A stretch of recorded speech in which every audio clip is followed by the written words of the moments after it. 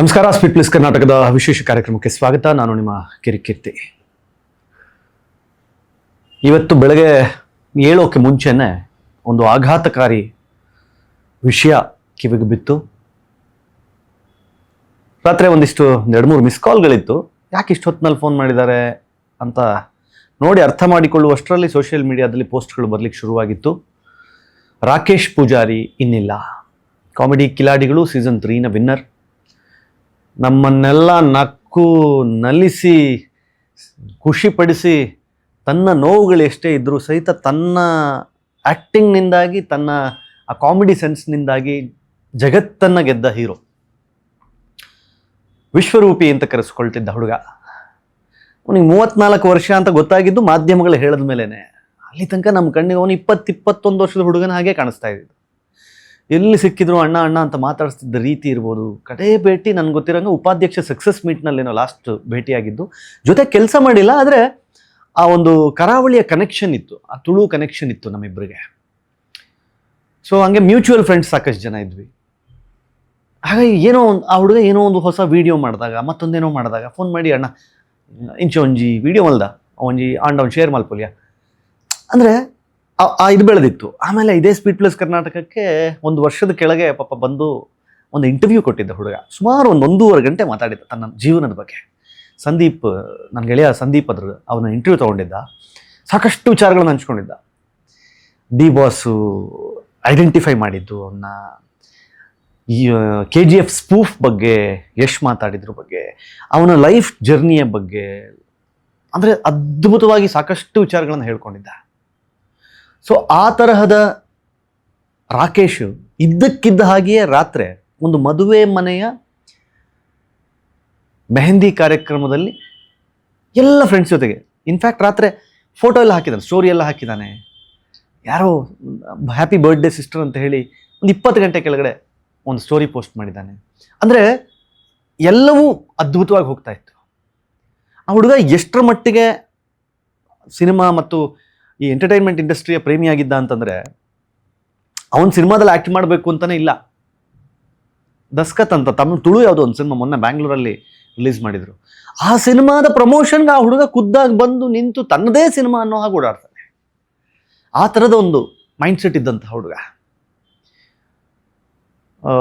ಅವ್ರ ಫ್ರೆಂಡ್ಸು ಒಂದಿಷ್ಟು ಜನ ವೀಡಿಯೋಸ್ ಎಲ್ಲ ಮಾಡ್ತಾರೆ, ಅವ್ರ ಜೊತೆಗೆಲ್ಲ ಸೇರಿಕೊಂಡು ವೀಡಿಯೋಸ್ಗಳನ್ನು ಮಾಡ್ತಾನೆ, ರೀಲ್ಸ್ಗಳನ್ನು ಮಾಡ್ತಾನೆ. ಅಂದರೆ ಅದೊಂಥರ ನೀವು ರಾಕೇಶನ್ ಮಾತಾಡಿಸಿದ್ರೆ ಮಾತ್ರ ಅದು ಗೊತ್ತಾಗುತ್ತೆ. ಅದೊಂಥರ ಅಂದರೆ ಹಂಬಲ್ಲು, ಆದರೆ ಕೌಂಟ್ರು, ಮಾತು, ಚಟಪಟ ಟಾಕ್ಸು ಒಂದು ಡಿಫ್ರೆಂಟ್. ನಾವು ಯಾವುದೋ ಒಂದು ರಿಯಾಲಿಟಿ ಶೋ ಅಲ್ಲಿ ಇರಬೇಕಾದ್ರೆ KGFನ ಸ್ಪೂಪ್ ಒಂದಕ್ಕೆ, ಅಂದರೆ ಯಶ್ ಅವ್ರ ರೋಲ್ನ ಸ್ಪೂಫಲ್ಲಿ ಆ್ಯಕ್ಟ್ ಮಾಡಿದ್ದು. ಎಂಥ ಅದ್ಭುತ ಆ್ಯಕ್ಟರ್ ಅನ್ಸ್ಬಿಟ್ಟಿತ್ತು. ಅಂದರೆ ಈ ನಗಿಸುವ ಸಲುವಾಗಿ ಏನು ಬೇಕಾದರೂ ಮಾಡಲು ಸಿದ್ಧ ಇರೋಂಥ ಒಬ್ಬ ವ್ಯಕ್ತಿ. ಅಂಥ ವ್ಯಕ್ತಿ ಸ್ವಲ್ಪ ಫಿಟ್ನೆಸ್ ಕಡೆಗೂ ಸ್ವಲ್ಪ ಫ್ರೀಕ್ ಇದ್ದ ಇತ್ತೀಚೆಗೆ. ಒಳ್ಳೆ ಆರೋಗ್ಯಕರ ಜೀವನ ಶೈಲಿ ಎಲ್ಲ ಚೆನ್ನಾಗೇ ಇತ್ತು. ಬಟ್ ಫಸ್ಟ್ ಲೋ BP ಆಯ್ತಂತೆ, ತಲೆ ತಿರುಗಿ ಬಿದ್ದಾಗ ಆಯ್ತಂತೆ. ಹಾಸ್ಪಿಟ್ಲಿಗೆ ಕರ್ಕೊಂಡು ಹೋಗೋದ್ರೊಳಗಡೆ ಹಾರ್ಟ್ ಅಟ್ಯಾಕ್ ಅಂತ ಹೇಳಿ ಮನುಷ್ಯ ಪ್ರಾಣ ಬಿಟ್ಟಿದ್ದಾನೆ. ನೀವು ಹೇಳ್ತಾ ಇರೋದು ಇವತ್ತಿನ ದಿನ ನಾವು ಅಪ್ಪು ಸರ್ದ ಇನ್ಸಿಡೆಂಟ್ ಆದಮೇಲಂತೂ ಇಟ್ಸ್ ಲೈಕ್ ಹೆಂಗಾಗ್ಬಿಟ್ಟಿದೆ ಅಂತಂದರೆ ಗೊತ್ತಿಲ್ಲಪ್ಪ ಮನುಷ್ಯನ ಜೀವನ ಹೆಂಗೆ ಅಂತ. 15-20 ಗಂಟೆಗಳ ಕೆಳಗೆ ಸ್ಟೋರಿ ಹಾಕಿದ ಒಬ್ಬ ಹುಡುಗ ಖುಷಿಯಾಗಿ ಜೀವನ ನಡೆಸ್ತಾ, ಎಲ್ಲವೂ ಆರಾಮಾಗಿದೆ, ಎಲ್ಲ ನೆಮ್ಮದಿಯಾಗಿದೆ ಅನ್ನೋ ಪರಿಸ್ಥಿತಿ ಇರಬೇಕಾದ್ರೆ ಆಲ್ ಆಫ್ ದ ಸಡನ್ ರಾತ್ರಿ ಬೆಳಗ್ಗೆ ಹೇಳೋದ್ರೊಳಗಡೆ ಒಂದು ಜೀವನೇ ಇರಲ್ಲ ಅಂತಂದರೆ ಯಪ್ಪ ಭಯ ಆಗುತ್ತೆ. ಏನು ಗಳಿಸಿ, ಏನು ಸಾಧಿಸಿ, ಏನು ಮಾಡಿ, ಏನು ಬಂತು ಜೀವನದಲ್ಲಿ, ಏನು ಹೆಸರು ಮಾಡಿದ್ರೇನು, ಎಷ್ಟು ದುಡ್ಡು ಮಾಡಿದ್ರೇನು, ಉಳಿದಿದ್ದೇನು, ಜನರನ್ನು ನೀನು ಎಷ್ಟು ಖುಷಿಯಾಗಿಟ್ಟೆ, ಜನರ ಮನಸ್ಸಿನಲ್ಲಿ ನೀನು ಎಷ್ಟು ಉಳ್ಕೊಂಡಿದ್ಯಾ, ಜನ ನಿನ್ನನ್ನು ಹೇಗೆ ನೆನ್ಪಿಟ್ಕೊಳ್ತಾರೆ. ನಮ್ಮಮ್ಮ ಇನ್ಫ್ಯಾಕ್ಟ್ ಬೆಳಗ್ಗೆ ಎದ್ದು ನ್ಯೂಸ್ ಹಾಕದೆ ಕೆಲವು ಡಿಜಿಟಲ್ ಪ್ಲ್ಯಾಟ್ಫಾರ್ಮ್ಗಳಲ್ಲಿ ಆ ನ್ಯೂಸ್ ತೋರಿಸ್ತಾ ಇದ್ರು. ಅಮ್ಮ ಹೇಳಿದ್ರು, ತೋರಿಸ್ಬೇಡ ಕಣೋ, ಅದು ಬೇಜಾರಾಗುತ್ತೆ, ಅವನದು ಯಾವುದಾದ್ರೂ ಹಳೆ ವೀಡಿಯೋ ಇದ್ದರೆ ಹಾಕು ಅಂತ ಹೇಳಿ ಹಳೆಯ ಅವನ ಕಾಮಿಡಿ ಕಿಲಾಡಿಗಳು ವೀಡಿಯೋಗಳನ್ನು ಪ್ಲೇ ಮಾಡಿ ಅಮ್ಮ ನೋಡ್ತಾ ಇದ್ರು. ಅಂದರೆ ನೆನಪಿನಲ್ಲಿ ಉಳಿಯೋದು ಅದು ಮಾತ್ರ. ಇನ್ನೊಂದು ಬೇಜಾರೇನು ಅಂತಂದರೆ, ಈ ಸಿನಿಮಾದ ಈ ರಾಕೇಶು ಕಾಂತಾರ 2 ಸಿನಿಮಾದಲ್ಲಿ ಆ್ಯಕ್ಟ್ ಮಾಡ್ತಾ ಇದ್ದ. ಒಂದು ತಿಳಿದು ಬಂದ ಹಾಗೆ ಒಂದು ಒಳ್ಳೆ ರೋಲ್ ಅಂತೆ, ಪ್ರಾಮಿನೆಂಟ್ ರೋಲ್ನ ಆ್ಯಕ್ಟ್ ಮಾಡ್ತಾ ಇದ್ದ.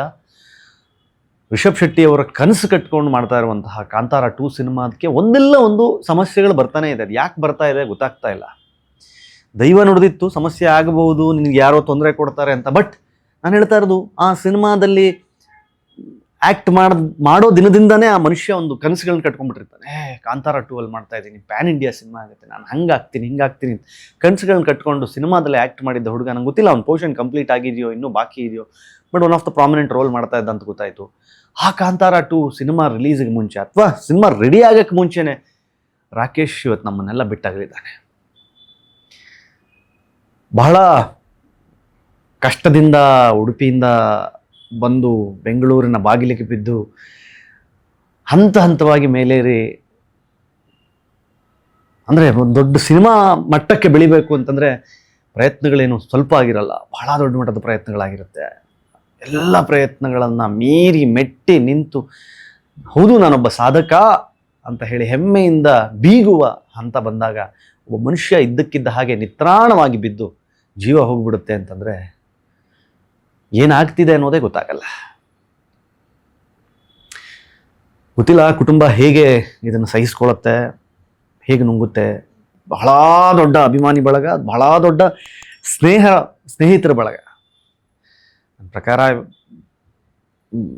ಎಲ್ಲ ನಾನು ಅದೇ ಬೆಳಗ್ಗೆ ಸೂರಜ್ಗೆ ಮಾತಾಡ್ತೆ. ಸೂರಜ್ ಎಲ್ಲೋ ಶೂಟಲ್ಲಿದ್ದರಂತೆ ಹೊರಗಡೆ, ವಾಪಸ್ ಹೋಗ್ತಾ ಇದ್ದೀನಿ ಅಣ್ಣ, ಫೋನ್ ಇತ್ತೆ 3 ಗಂಟೆ ಮೂಜರೆ ಫೋನ್ ಬರ್ತೀನಿ ನಮ್ಮದು. ಶಿವರಾಜ್ KR ಪೇಟೆ ಎಲ್ಲೋ ಮಾತಾಡ್ತಿರೋದು ನೋಡ್ತಾ ಇದ್ದೆ. ಎಲ್ಲ ಅಂದರೆ ಜೊತೇಲಿ ಅವರೆಲ್ಲ ಸಹೋದ್ಯೋಗಿಗಳು, ಜೊತೇಲಿ ಇದ್ದವರು, ಜೊತೇಲಿ ಕೆಲಸ ಮಾಡಿದವರು, ಜೊತೇಲಿ ನಕ್ಕವರು, ಜೊತೇಲಿ ತಿಂದವರು.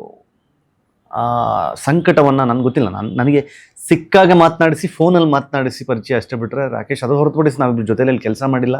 ಅದೇ ನಂದು ಯಾವುದೋ ಒಂದು ರಿಯಾಲಿಟಿ ಶೋ ಅಲ್ಲಿ ನಾನು ಪಾರ್ಟಿಸಿಪೇಟ್ ಮಾಡಿದ್ದಾಗ ಆ ಶೋ ಅಲ್ಲಿ ಬಂದು ಒಂದು KGFನ ಸ್ಪೂಫ್ ಮಾಡಿದ್ದು ನಾನು ನೋಡಿದ್ದೆ.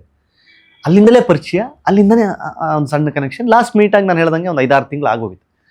ಸೊ ಈ ಮಧ್ಯದಲ್ಲಿ ಎಲ್ಲೂ ನಾವು ಮಾತಾಡಿಲ್ಲ ಏನಿಲ್ಲ. ಬಟ್ ಸಿಕ್ಕ ಕೆಲವು ದಿನಗಳಾದರೂ ಸಹಿತ, ಮಾತಾಡಿದ್ದು ಕೆಲವು ನಿಮಿಷಗಳಾಗಿದ್ದರೂ ಸಹಿತ ಆ ಮನುಷ್ಯನ ಹಸಿವು ಗೊತ್ತಿತ್ತು, ಆ ಮನುಷ್ಯನ ಕನಸು ಗೊತ್ತಿತ್ತು, ಜೊತೆಲಿದ್ದ ಸ್ನೇಹಿತರು ಅವನ ಬಗ್ಗೆ ಮಾತಾಡಿದ್ದು ಗೊತ್ತಿತ್ತು. ಅಂತಹ ರಾಕೇಶ್ ಪೂಜಾರಿ ಆತ್ಮಕ್ಕೆ ಶಾಂತಿ ಸಿಗಲಿ, ಸದ್ಗತಿ ಸಿಗಲಿ, ಕುಟುಂಬಕ್ಕೆ ಈ ಸಾವನ್ನು ಭರಿಸೋ ಶಕ್ತಿ ಕೊಡಲಿ. ನೆನಪಿನಲ್ಲಿ ಉಳಿಯುವ ಸಾಕಷ್ಟು ಕೆಲಸಗಳನ್ನು ವಿಡಿಯೋಗಳ ಮೂಲಕ ಮಾಡಿಟ್ಟು ಹೋಗಿದ್ದಾನೆ ರಾಕೇಶ್. ಆ ನೆನಪುಗಳಷ್ಟೇ ನಮ್ಮಲ್ಲಿ ಉಳ್ಕೊಳ್ಳಿ. ಅವನು ಜೀವಂತವಾಗಿ ನಮ್ಮ ಜೊತೆಗಿಲ್ಲದೆ ಇದ್ದರೂ ಎಂದೆಂದಿಗೂ ನಗಿಸುವ ರಾಕೇಶ್ ಪೂಜಾರಿಯಾಗಿ ಮಾನಸಿಕವಾಗಿ ನಮ್ಮ ಜೊತೆಗೆ ಯಾವತ್ತೂ ಇರ್ತಾನೆ. ಅವನ ಆತ್ಮಕ್ಕೆ ಶಾಂತಿ ಸಿಗಲಿ, ಒಳ್ಳೆಯದಾಗಲಿ. Feed Plus Karnataka.